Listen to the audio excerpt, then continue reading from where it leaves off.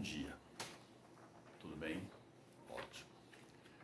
Estamos aí na nossa terceira aula sobre o regime militar no Brasil. Ótimo. Então nós vamos ver hoje, sobretudo, a questão da economia. Então vocês vão lembrar que o golpe militar de 1964 foi executado pelos militares, mas com forte apoio da elite econômica da época. Por isso que muitos autores defendem a ideia de um golpe civil-militar. Tá?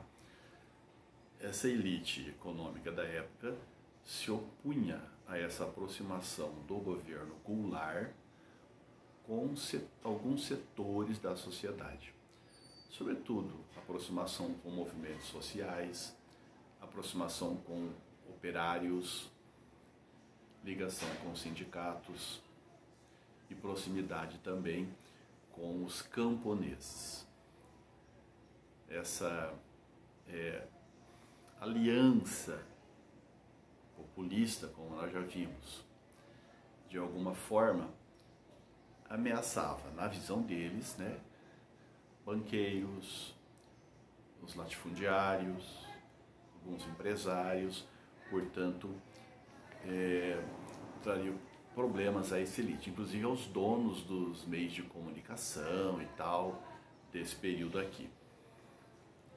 Neste período, o Brasil também se aliou aos Estados Unidos, se aliou ao capitalismo, porque temos que lembrar, porque estamos falando aqui de um período onde ainda temos isso aí, a Guerra Fria. Então estamos aliando e alinhando a políticas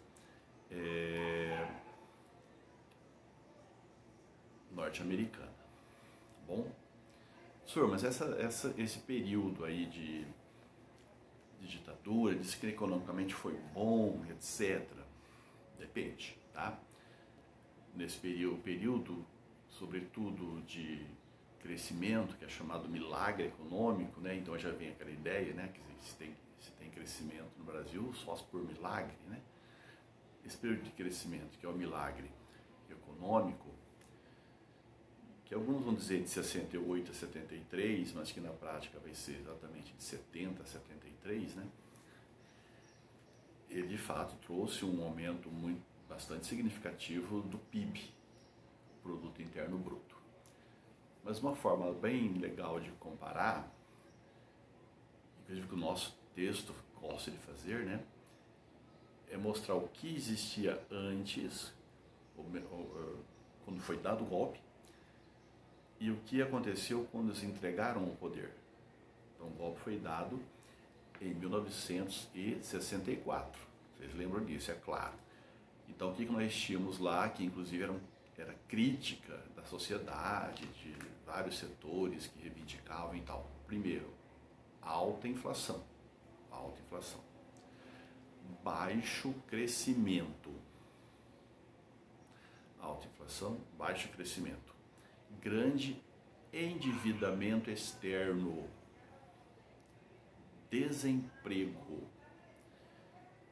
Pouco investimento externo. Não pode esquecer que nós estamos falando daquele período do Jânio Quadros.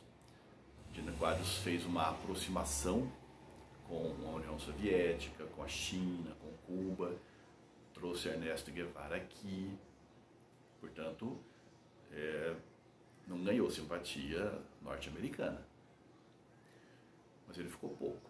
O Goulart entra sendo acusado pela direita de querer instalar uma república sindicalista, que ele era aliado dos comunistas, etc. e tal. Então, o que já vimos que não era bem por aí, O que interessa é que nesse período esses investimentos externos vão diminuir, quase parar, para dizer a verdade. Quer dizer, é o período da crise do populismo e já é um período de crise econômica também por causa disso. Então isso é no momento do golpe. Aí nós tivemos os 21 anos de governo. em 1985, o que é que foi devolvido ao Brasil, né? O que é que nós recebemos a partir daí? Os mesmos problemas, só que agora aumentados. Então nós continuamos com a inflação, com baixo crescimento, com um endividamento impagável, absurdo, desemprego, tá? Investimento externo melhorou, comparado, né, a esse período de ditadura. Nós vamos ter uma retomada aqui do investimento externo, mas não tão significativo do que existia antes de 64 ou antes, por exemplo, do João Goulart ou do Jânio Quadros. Então, praticamente a mesma coisa, agravado. Então, não foi um sucesso, economicamente foi ruim. Para alguns autores, inclusive, um dos fatores que contribuíram para que os militares deixassem o poder foi justamente a crise econômica, né? Essa incapacidade de fazer o Brasil crescer. Não foi só isso, esse foi um dos elementos, tá bom? Até porque se a economia tivesse dado certo, né, talvez ficasse um pouco mais, né? Porém, se o começo era assim e o fim foi assim, nós tivemos um período aí entre 1968 a 1973, em boa parte dos livros, em alguns de 70 a 73. Portanto, nesse período aqui, realmente um grande crescimento econômico, chamado aí de milagre brasileiro ou milagre econômico, ou os dois juntos, milagre econômico brasileiro. Então, o Brasil atingiu índices altíssimos para a época, até por hoje, né, de crescimento econômico. Daí, então, essa questão de milagre. Como está espaçado aí no texto, eu coloquei aqui as principais características disso para a gente poder sintetizar e acho que entender melhor, tá? Primeira característica e fundamental para esse crescimento econômico e para esse milagre: concentração de renda. Então, era muito comum alguém falar assim, mas o Brasil está crescendo, mas a população não está sentindo isso, a população como um todo. O ministro da época, Delfim Neto, vai dizer assim: calma, nós temos que esperar o bolo crescer para depois distribuir. Ao que parece, o bolo cresceu, o gato comeu e ninguém viu. De qualquer forma, então, o importante: concentração de renda. Segundo, empobrecimento das camadas baixas. Então, se houve uma razoável melhora de vida para a classe média, sobretudo classe média alta, para a classe trabalhadora, a classe média baixa e os pobres, né, foi ruim. Então, os pobres ficaram mais pobres, os ricos ficaram mais ricos.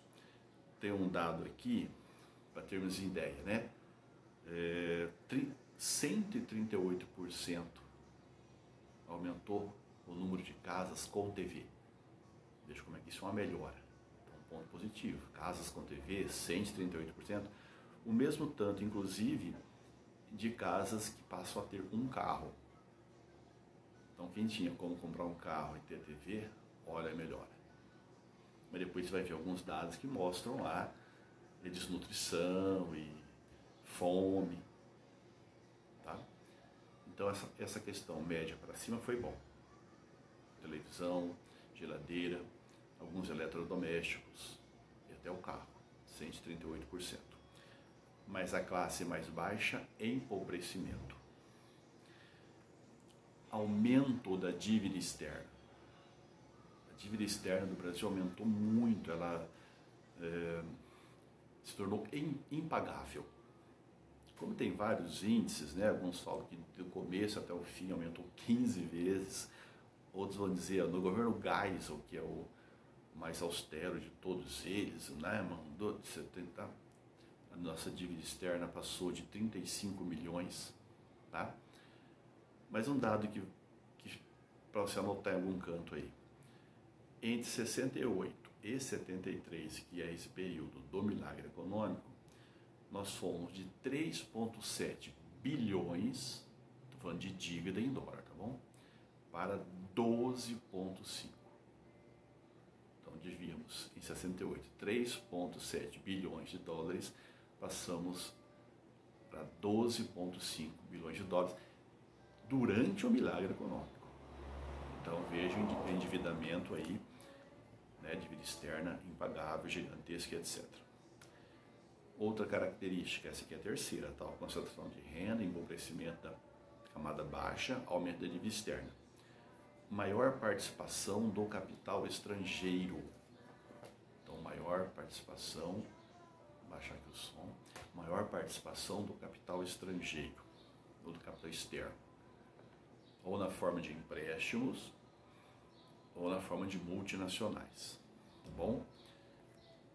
Veja, um período de razoável crescimento externo, quem tem dinheiro parado, perdido, tem que investir. Então os banqueiros internacionais estão emprestando dinheiro. Lembra? Quem quer dinheiro? E o Brasil, opa, daí. Depois vamos ver o que significou isso. Mas nesse momento, então, investimento externo. Esse milagre está assentado aí no capital externo, a esmagadora maioria vem de lá, mas também no capital privado, sobretudo naquilo que exige menos investimento e retorno mais rápido. Eu penso na indústria têxtil, por exemplo, como era do Vargas, né? E também capital do Estado, tá?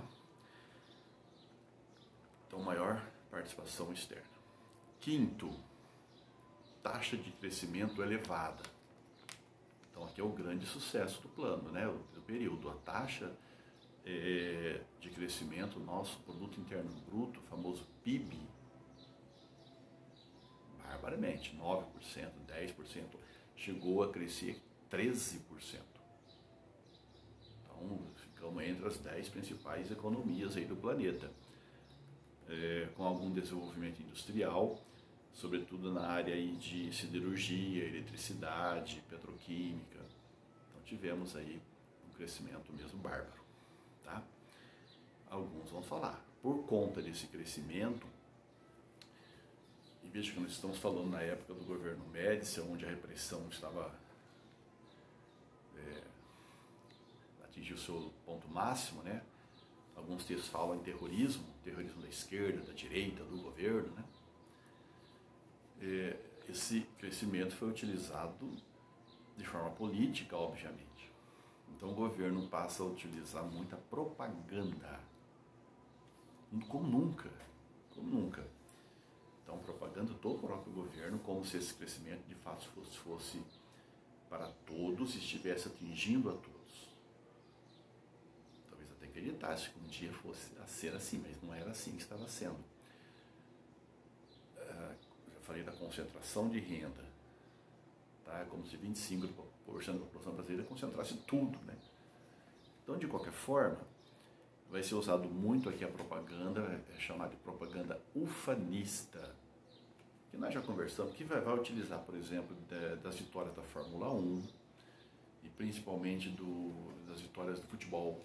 Lembra, o Brasil foi tricampeão mundial de futebol no México. Pra frente, Brasil, salve a seleção, de repente aquela. Ou seja, né, esse é um país que vai para frente, ninguém segura mais esse país. São esses slogans que vão sendo lançados, colocados nos vidros dos carros, porta das casas, entregue para as pessoas.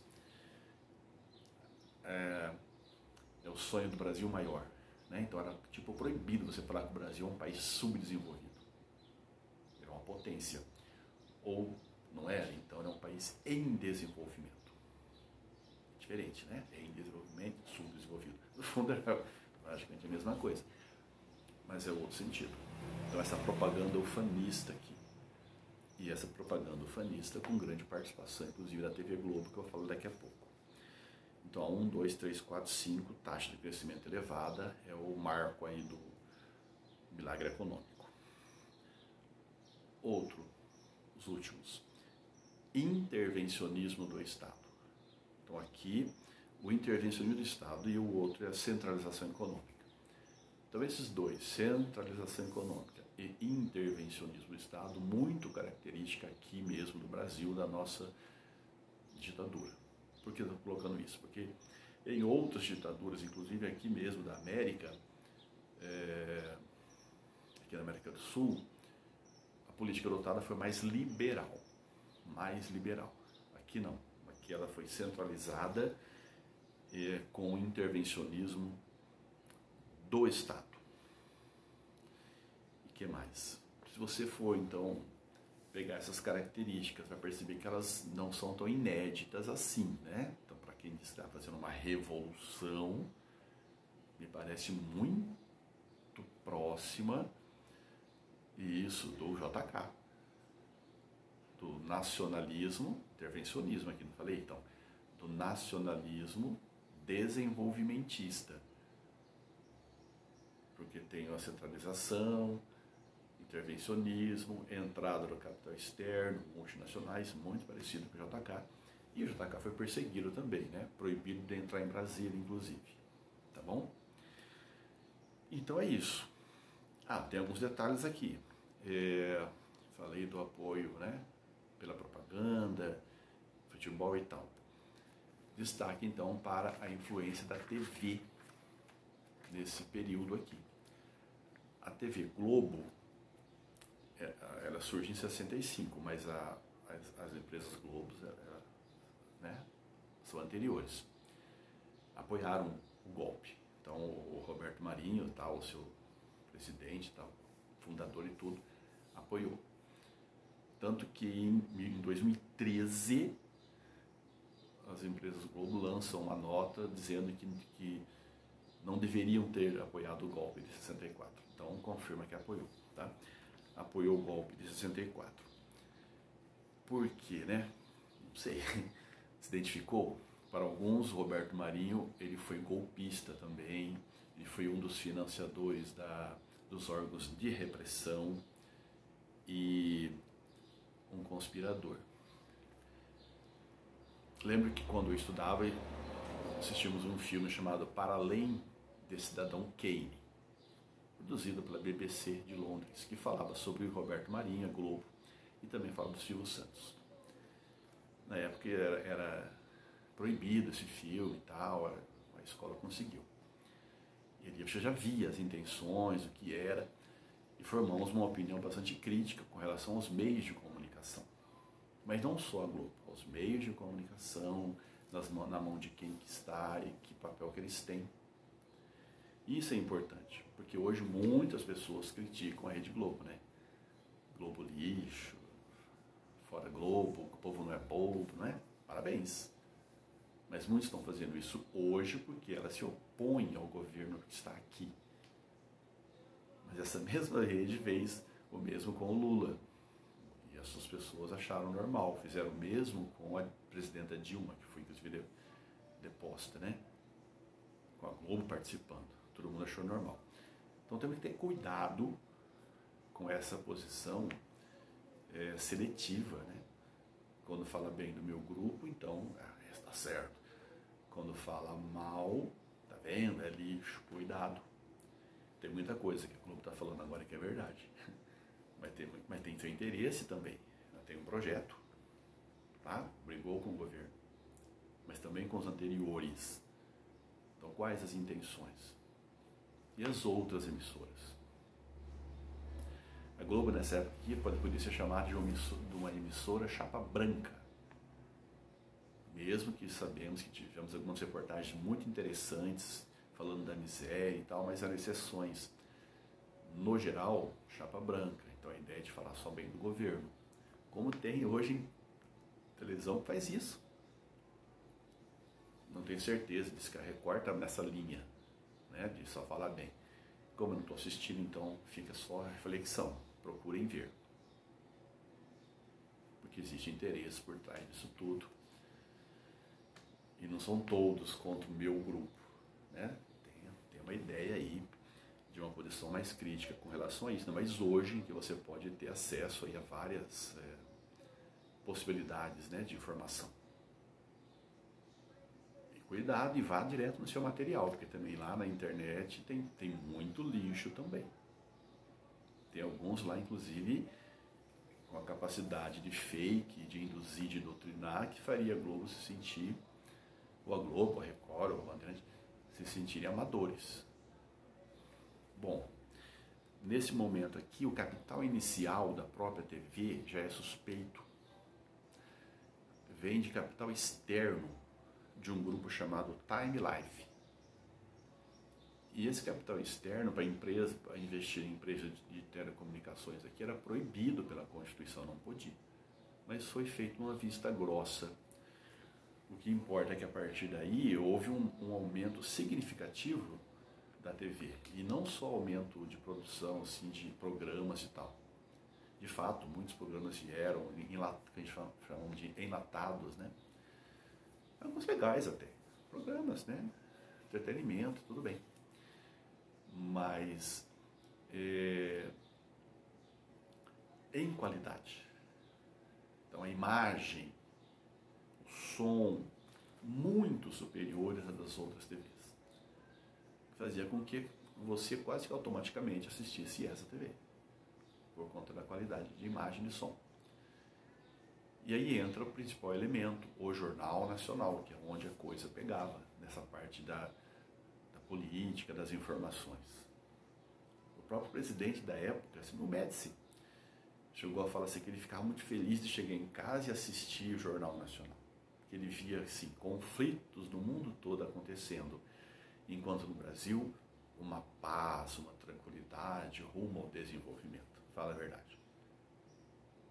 Não tem coisa errada aí? Com certeza. Tá? Então essa ideia de que a Globo foi meio que propaganda do governo, né? O que falava no Jornal Nacional era verdade. Isso tem muito a ver com a realidade mesmo da época, defendido aí por muitos. Tá bom? Roberto Marinho, ditadura e tal. Em 2013 vão fazer a meia-culpa. Mas e aí, o que aconteceu então com esse milagre aí? Acabou como? Assim, Bom, se se o principal fator do crescimento acabou sendo o investimento externo, a situação ficou complicada quando esse investimento externo ou quando a situação externa mudou. E a situação mudou justamente nesse período de 73 a 74 por conta de uma crise do petróleo. Então, essa crise do petróleo vai afetar os países todos, os produtores que utilizavam petróleo, de todo mundo. Mas aqueles países para os quais nós exportávamos, por exemplo, que entrou em crise, vão diminuir a compra dos nossos produtos. Então a economia nossa já vai afundar. Tá? Para sair dessa crise, nós vamos ter que emprestar dinheiro. Mas quem é que vai emprestar nessa situação? Não, vai emprestar mediante algumas condições. Qual é a condição? Que ele identifique que você um dia vai pagar. Ou que fique dependente dele toda a vida, né? Então, a principal era achatamento salarial, ou como tem no nosso texto, arroxo salarial. Então, como é que podemos ter um crescimento tão grande se o salário não crescia, pelo contrário? Então, você vai percebendo. Então, a partir de 73 e 74, a OPEP significa Organização dos Países Exportadores de Petróleo. Eles aumentaram o preço do petróleo em 232%. Cara, 232%. Depois, em 79, teve uma nova avalanche, mais 100%. Então, isso aí quebrou. E aí, aquela coisa, que eu emprestei dinheiro. Quem quer dinheiro? Emprestei, você pegou. Agora, estou precisando. Ó, paga. Só que como? O juro era assim, agora eu quero que você pague, mas o juro está assim. Juro absurdo. Impagável. E aí ficamos na dependência das empresas externas, do Fundo Monetário Internacional, aquela coisa toda que você já viu lá em geografia, você lembra disso, né? Então, por conta disso, diminuiu a exportação, diminuíram os empréstimos, cobrança desses empréstimos a juros altíssimos. Aí você vai ter que achatar o salário, tá? Tudo bem? 2 detalhes aqui antes do nosso tempo, só para ter ideia do que estava acontecendo. Ó, a pesquisa feita na época falou assim, ó, em 74, um órgão, uma instituição gastou milhões para fazer uma investigação no Brasil. Pesquisa. Foram entrevistadas 55 mil famílias. O resultado foi tão absurdo que ela foi proibida de ser divulgada. Ou seja, haviam famílias que comiam ratos, haviam crianças que disputavam fezes. Mais de 3 milhões de crianças e o mesmo tanto, mais até 20 de adultos, passavam fome. E o PIB, 11, 12, 13%. Então dá para ter uma ideia do que estamos falando, tá? Nós temos aí 2 questões.